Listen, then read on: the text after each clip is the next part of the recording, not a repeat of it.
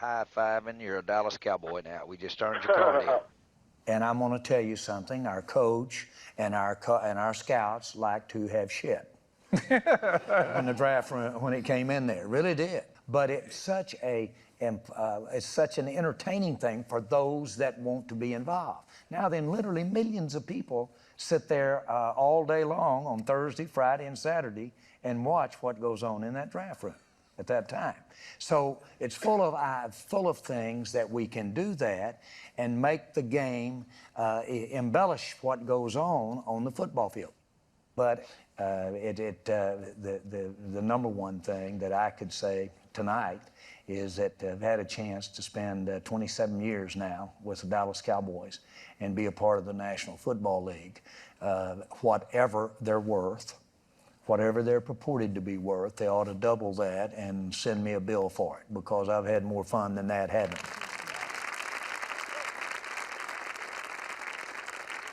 I? What's next for you?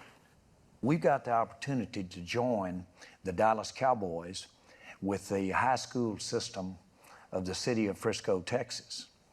And they have 50,000 high school students, and we literally are going to join them at the hip. And so that when Tony Romo is coming off the practice field, the high school quarterback for Frisco, Texas, and one of those 14 high schools will be walking on the field, either practicing or getting ready to play a game.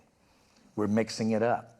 And we're basically showing how pro sports, and certainly as it evolves through collegiate, has a mix-in with high school and where that all fits in together as far as the people that are guiding them, which are the mom and pops and grandmas and grandpas that are out there supporting them.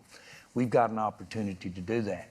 And so consequently, we've joined with Frisco, and we have built an indoor training center that will seat 12,000 people for high school football games. It's air-conditioned, domed, and our total investment there will be over $1.5 billion that we're spending to have a tribute to high school, amateur, professional sports, and it will involve care, wellness, the developing of young players at the high school level in and as it relates to professional football. And consequently, we know, we don't have to ask, we know that you'll see it and be a part of it by way of television and by way of Fox or by way of ESPN, because we're going to have it involved in what we're doing out there every day.